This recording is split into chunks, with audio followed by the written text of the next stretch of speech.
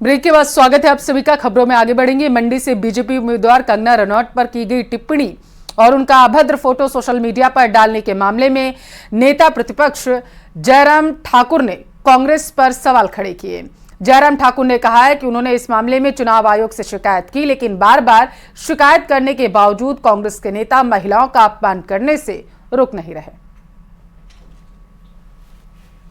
हिमाचल प्रदेश में ज्यों-ज्यों चुनाव का दौर आगे बढ़ रहा है, कांग्रेस पार्टी बहुत नीचे के स्तर पर कैंपेन को लेकर के ऐसी बातें करने की कोशिश कर रही हैं, ऐसा लगता है कि उनके पास मुद्दा ही नहीं है। बातें तो कह रहे हैं कि हिमाचल प्रदेश में 15 महीने में सुक्खू जी की सरकार ने बहुत काम किया, विकास किया, लेकिन मुद्दों पर बात नहीं करके ऐसी बातें कर रहे हैं जो आज विशेष तौर से कांग्रेस के एक पदाधिकारी ने हमीरपुर से सोशल मीडिया में, जो भारतीय जनता पार्टी के मंडी की हमारी प्रत्याशी है कंगना जी, उनके ऊपर जिस प्रकार से टिप्पणी करते हुए उनके फोटो डाले हैं।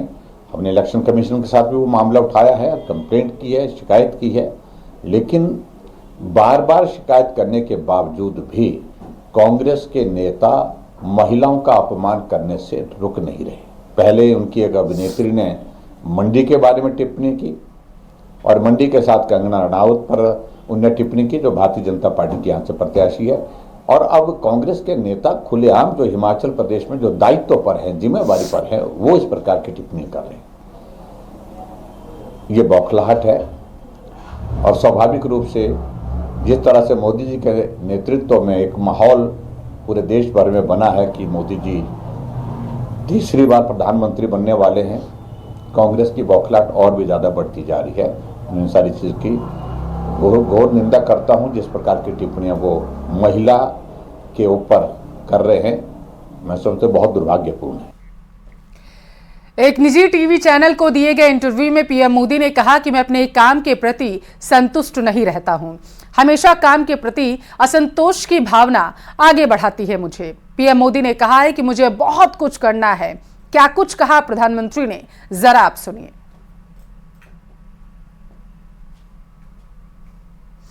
तब लिख लेना कि आपको उसको श्रद्धांजलि देनी है, वो जिंदा नहीं है।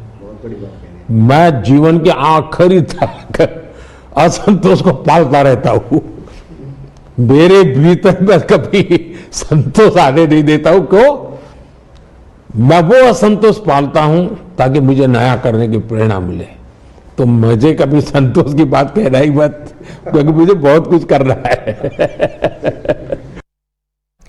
लालू प्रसाद यादव पर हमला बोलते हुए अमित शाह ने कहा है कि लालू प्रसाद बिहार में जंगल राज लेकर आए। एनडीए ने बिहार को जंगल राज से बाहर निकाला है।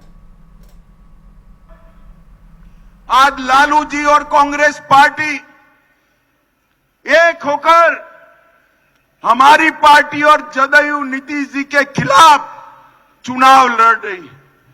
आप लोगों को लालू राबड़ी का शासन याद है या नहीं है भाई? याद है ना? बिहार को जंगल राज में बदलकर इस लालू प्रसाद यादव ने रख दिया था।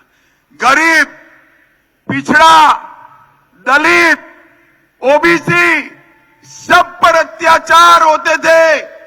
जब से एनडीए की सरकार आई, नीतीश बाबू मुख्यमंत्री बने, मोदी जी प्रधानमंत्री बने, सबके साथ अत्याचार होना बंद हो गया।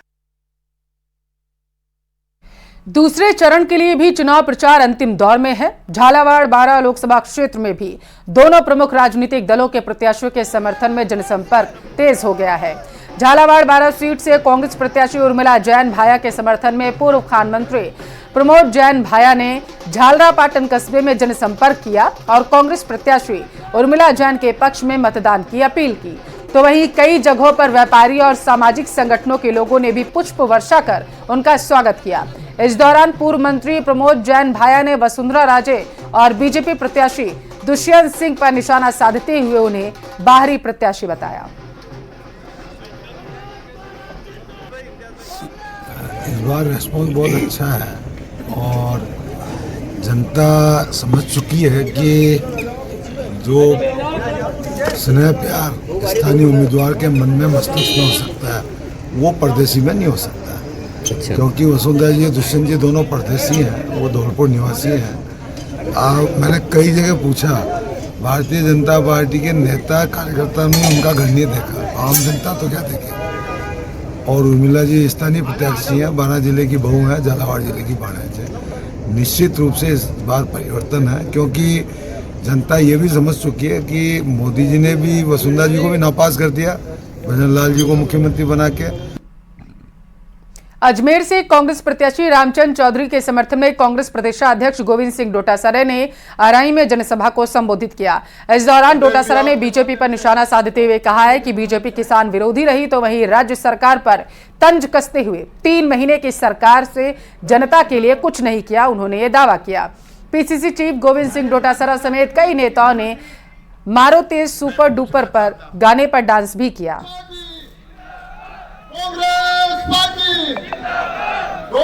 मैं अध्यक्ष जी आपके माध्यम से मुझे बात बताइए, 10 साल बाद में ये राम मंदिर का मुद्दा क्यों लेकर के चुनाव क्यों लड़ना चाहते हैं?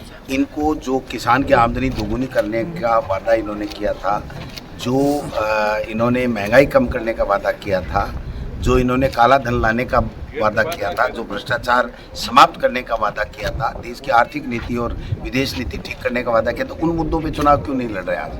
किसान को माओवादी, डाकू, हत्यारे, पता नहीं क्या क्या, चोर, लुटेरे, तस्कर कहा जा रहा है, और उस अन्नदाता से वोट लेकर के 10 साल बन गए। 5 साल बाद में हिसाब देना चाहिए था। सेना के शौर्य के पीछे छुप करके पुलवामा और बालाकोट की बात करके ये दोबारा सत्ता में आ गए। आज उनसे देश की जनता पूछ रही है कि भाई ये किसान के साथ आपने समझौता किया, उसका क्या हुआ? नौजवान को अग्निवीर दे दिया आपने, 4 साल की अस्थायी नौकरी दे दी, उसका क्या हुआ? 12 में आम आदमी पार्टी कांग्रेस प्रत्याशी के समर्थन में काम करेगी। आम आदमी पार्टी के कार्यकर्ता कांग्रेस के समर्थन में प्रचार करेंगे।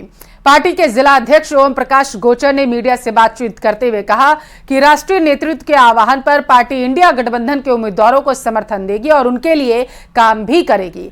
इस दौरान उन्होंने कहा है कि बीजेपी पर निशाना साधा अरविंद केजरीवाल को उन्होंने कहा फंसाया जा रहा।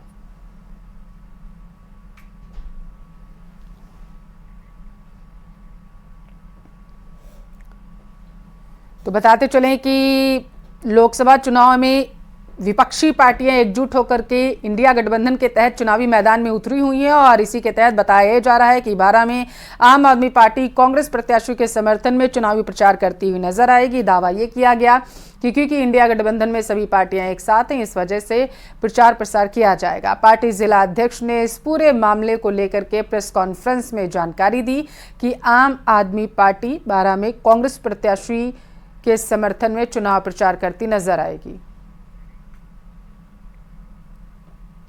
टोंक में महावीर जयंती के मौके पर निकाली जा रही शोभा यात्रा में बीजेपी प्रत्याशी सुखबीर सिंह जौनापुरिया ने पूजा अर्चना की, साथ ही सांसद आवास के बाहर लोगों के साथ नाचते हुए नजर आए। बताते चले कि 26 अप्रैल को मतदान होना है और इससे पहले 23 अप्रैल को प्रधानमंत्री मोदी की उनियारा में जनसभा होगी। इसके लिए सुखबीर सिंह जौनापुरिया लोगों से अपने लिए वोट की अपील के साथ पीएम मोदी के जनसभा में पहुंचने की भी अपील कर रहे हैं।